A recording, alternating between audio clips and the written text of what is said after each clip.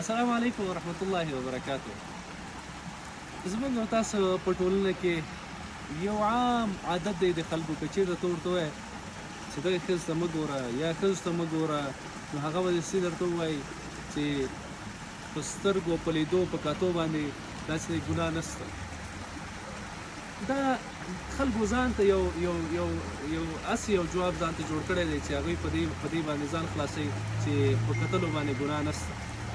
زه به تاسو ته دا لږ واضح کړم که چېرته تاسو نه څوک پوښتنه وکړي چې د زنا سبب څه ګرځېدلی شي، نو تاسو ته به شاید ډېرو ته به دا جواب وي چې اعضای مخصوصه نو دا د زنا سبب ګرځېدلی شي. لیکن تاسو په دې باندې پوهېږئ چې کله زنا صورت نیسي شروع یې داسې شي نه کېږي. زه به دا تاسو ته تشریح کړم. 3 شیانه دي چې زنا سبب ګرځي. اول د هغه ټولو نه اول چې دی هغه سترګه ده.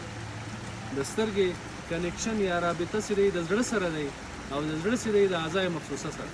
کله چې ته یو شی وینې هغه در باندې خوږ لګېږي، په سترګو باندې وینې چې خوږ کله ولګي د هغه سیګنل ورکوي زړه ته، زړه راسن اعضای مخصوصه ته، نو په دې ډول سره ستا شوق ذوق دا زنا خواته راګرځوي.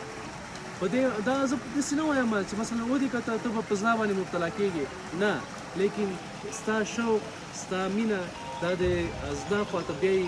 نو کوشش وکړئ چې اول هغه شی چې د زنا سبب ګرځي سترګه ده، هغه عضوه چې سترګه ده هغه مخکې له ټول نه په خپل کنټرول کې وساتئ، په خپل حفاظت کې وساتئ، څو د دغه ګناه نه تاسو محفوظ واوسئ.